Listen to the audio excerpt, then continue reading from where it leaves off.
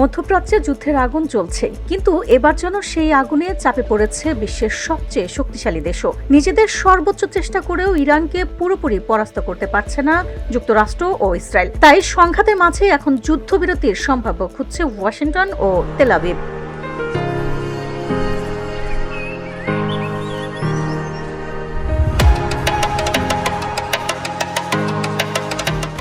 হামলা পাল্টা হামলা আর টানটান উত্তেজনার মধ্যেও তেহরান নতি স্বীকার না করায় পরিস্থিতি আরও জটিল হয়ে উঠেছে।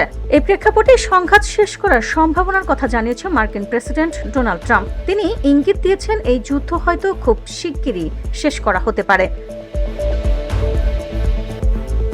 হোয়াইট হাউস সূত্রে জানা গেছে, ট্রাম্পের কয়েকজন উপদেষ্টা তাকে ইতোমধ্যেই সম্ভাব্য এক্সিট জাম্প বা যুদ্ধ থেকে বেরিয়ে আসার পথ খুঁজে দেখার পরামর্শ দিয়েছেন। কারণ হিসেবে উঠে এসেছে বিশ্ববাজারে তেলের দাম দ্রুত বাড়ছে, আর দীর্ঘস্থায়ী যুদ্ধ রাজনৈতিক চাপও বাড়িয়ে দিতে পারে। সাংবাদিকদের সঙ্গে আলাপকালে ট্রাম্প দাবি করেন, সামরিক অভিযানের বেশিরভাগ লক্ষ্য ইতোমধ্যেই অর্জন করেছে যুক্তরাষ্ট্র।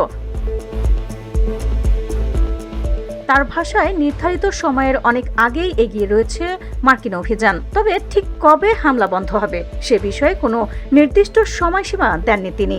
ট্রাম্প বলেন, তিনি এমন একটি সমাধান চান যা বহু বছরের শান্তির পথ খুলে দিতে পারে, আর যদি তা সম্ভব না হয় তাহলে এখানেই সংঘাতের ইতি টানাই ভালো। এদিকে ইরানের সর্বোচ্চ নতুন নেতা হিসেবে আয়াতুল্লাহ আলী খামেনির ছেলে মোস্তফা খামেনিকে সামনে আনায় ঘটনায় হতাশা প্রকাশ করেছেন ট্রাম্প। তার মতে এই সিদ্ধান্ত স্পষ্ট করে দেয় তেহরান এখনই পিছু হটার কোনো ইঙ্গিত দিচ্ছে না। অন্যদিকে মার্কিন প্রশাসনের ভেতরেও বাড়ছে উদ্বেগ। অনেক কর্মকর্তা মনে করছেন, বাস্তবে এই যুদ্ধ থেকে সহজে সরে আসা যুক্তরাষ্ট্রের পক্ষে কঠিন হবে। কারণ ইরান যদি আঞ্চলিক দেশগুলোর উপর হামলা অব্যাহত রাখে আর ইসরায়েল যদি পাল্টা ইরানি লক্ষ্যবস্তুকে আঘাত হানতে থাকে, তাহলে সংঘাত আরও দীর্ঘায়িত হতে পারে। বিশেষ করে কৌশলগতভাবে গুরুত্বপূর্ণ স্ট্রেইট অফ হরমুজ এ যদি তেলের প্রবাহ ব্যাহত হয়, তাহলে হামলা অব্যাহত রাখার হুঁশিয়ারিও দিয়েছে ট্রাম্প। সব মিলিয়ে যুদ্ধ শেষ হওয়ার ইঙ্গিত মিললেও বাস্তবতা এখনও ঘনীভূত অনিশ্চয়তায়। VOD Bangla news desk.